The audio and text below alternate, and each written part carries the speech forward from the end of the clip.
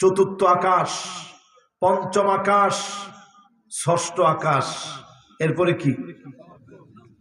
এবার যদি আপনাদেরকে একটু হিসাব দেই যে প্রথম, দ্বিতীয়, তৃতীয়, চতুর্থ, পঞ্চম, ষষ্ঠ, সপ্তম, এই আকাশগুলা কত বড় একটু হিসাব নেন। প্রথম আকাশের আনুমানিক পুরুত্ব মানে মোটা কতটুকু, এটা বর্তমান সায়েন্স গবেষণা করে বলতেছে আনুমানিক। শুধু মোটা এত বেশি, 6.5 trillion kilometre, lakh crore billion trillion, জোরে কোন আল্লাহু আকবার। তাহলে প্রথম আকাশটা কত বড়? 6.5 ট্রিলিয়ন কিলোমিটার বড় প্রথম আকাশটা। এরপরে যদি আপনি দ্বিতীয় আকাশ চিন্তা করেন, 130,000 আলোকবর্ষ, 130,000 আলোকবর্ষ। এক সেকেন্ডে আলো যেতে পারে, এক সেকেন্ডে আলো যেতে পারে 3 লক্ষ কিলোমিটার। এবার চিন্তা করেন, সেকেন্ডে যদি 3 লক্ষ কিলোমিটার যায়, মিনিটে কত কিলো যাবে? মিনিটে কত কিলো গেলে ঘন্টায় কত কিলো যাবে? ঘন্টায় কত কিলো গেলে একদিনে কত কিলো যাবে? একদিনে কত কিলো গেলে এক সপ্তাহে কত কিলো যাবে? এক সপ্তাহে কত কিলো গেলে এক মাসে কত কিলো যাবে? এইভাবে যদি 130,000 আলোকবর্ষ চিন্তা করেন, যে আলো সেকেন্ডে শূন্য স্থানে 100, যেই আলো সেকেন্ডে শূন্য স্থানে 3 লক্ষ কিলোমিটার যেতে পারে, 130,000 আলোকবর্ষ বড় শুধু দ্বিতীয় আকাশটা, জোরে করে আল্লাহু আকবার। এবার আসেন আমার ভাইয়েরা, তৃতীয় আকাশ। তৃতীয় আকাশের কথা যদি কল্পনা করেন, 2 মিলিয়ন আলোকবর্ষ, 2 মিলিয়ন, 10 লাখে হয় 1 মিলিয়ন, 2 মিলিয়ন আলোকবর্ষ তৃতীয় আকাশের পরিধিটা, জোরে কোন আল্লাহু আকবার। এগুলো সব যেগুলো আমরা বলছি, এটা হচ্ছে আনুমানিক বিজ্ঞানের একটা ধারণা।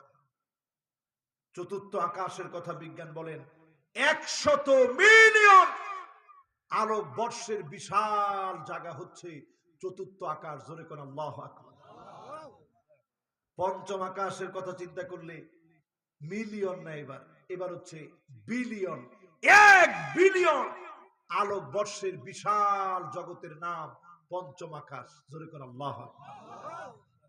এবার ষষ্ঠ আকাশের কথা যদি চিন্তা করেন, ষষ্ঠ আকাশের বিষয়টা এত বড়, 1 বিলিয়ন না, 20 বিলিয়ন আলোকবর্ষের বিশাল জগতের নাম ষষ্ঠ আকাশ, জোরে কোন আল্লাহু আকবার।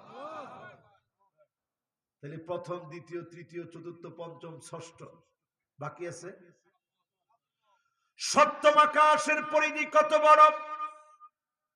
বর্তমান বিজ্ঞান গবেষণা করতে করতে বলে এর কোন সংখ্যা আমাদের কাছে সুনিশ্চিত নাই। আমাদের কাছে মনে হয় এটা আনলিমিটেড। লিমিটেড কোন পরিসংখ্যান দিয়ে এটাকে সমাপ্তি ঘটানো যায় না। আনলিমিটেড সপ্তম আকাশ।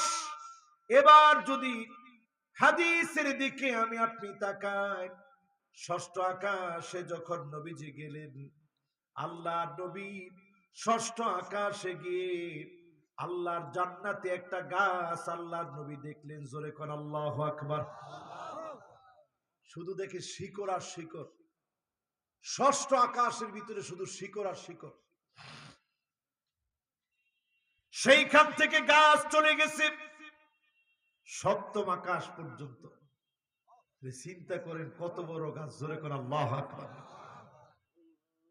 ইনদা সিদরাতিল মুনতাহা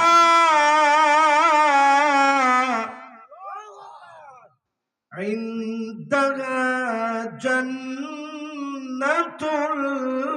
মাওয়া। সিদরাতুল মুনতাহার পাশে জান্নাতুল মাওয়া। এই সিদরাতুল মুনতাহা নামক গাছ শিকড় হচ্ছে ষষ্ঠ আকাশে, সপ্তম আকাশে গিয়ে ডালপালা বিস্তার করছে। এর পাশে জান্নাতুল মাওয়া, এত বড় নিয়ামতের জান্নাত যিনি রেখে দিয়েছেন তিনি কে? আল্লাহ। এরপরে আমার ভাইয়েরা একটু কল্পনা করেন, আজকের এই মাহফিলে চিন্তা করেন, ওয়াকানা আরশুহা ওয়াকানা আরশুহু আলাল মা,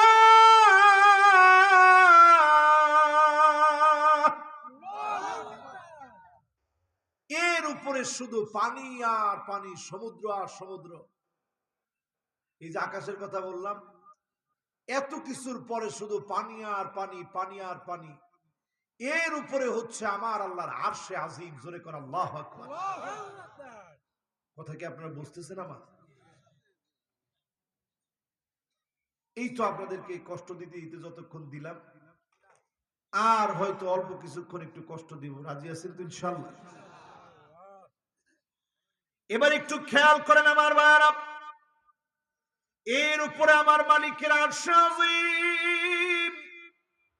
আমার যেই মালিক এত বড়, সেই মালিককে যদি আপনি ভয় করতে পারেন, ডেকে ডেকে যিনি গোলামদেরকে জান্নাত দিবেন তিনি কে?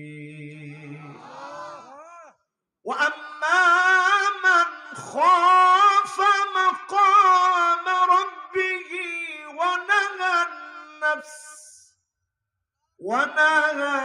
النَّفْسَ عَنِ الْهَوَى,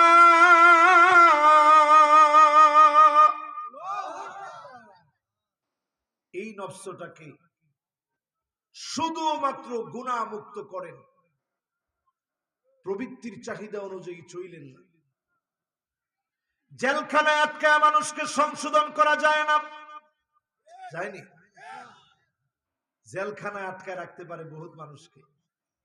জেলখানায় আটকিয়ে রাখলেই কোন মানুষ ভালো হয়ে যাবে এরকম কোন গ্যারান্টি জেল কর্তৃপক্ষ দিতে পারে না। পারছে? ডাকাত অনেকগুলা ডাকাতি করে জেলখানায় ঢুকছে, বের হয়েও আবার ডাকাতি করে। এরকম আছে না নাই? আমি আজকেই বসে মাগরিবের নামাজের পরে আজকে বসে একজনের সঙ্গে কথা বলতেছিলাম, দীর্ঘদিন জেলে কাটাইছে। আমি বললাম, ভাই জেলখানায় কি কি দেখছেন একটু বলেন। কই, দেখছি এমন লোক যে লোক 17টা খুন করছে। তো লোকটারে বললাম, এই যে এতগুলো মানুষ আপনি মারলেন, আপনার মনের ভিতরে কি কোনো কষ্ট আসে না? কয় না, আমি কোনো খারাপ লোকদেরকে মারছি, কোনো ভালো লোককে তো মারিনি, এই জন্য কোনো কষ্ট নাই। আমি যদি আজকেও সারা পাই, এরপরে খারাপ লোক পাইলে আবার আমি মারব। জোরে কর নাউজুবিল্লাহ। ওইখানে গিয়ে এমন লোককে পেয়েছি নিজের স্ত্রীকে কুপিয়ে হত্যা করে ফেলছে, সন্তানকে মেরে ফেলছে। এমন লোককে পেয়েছি যে তার সন্তান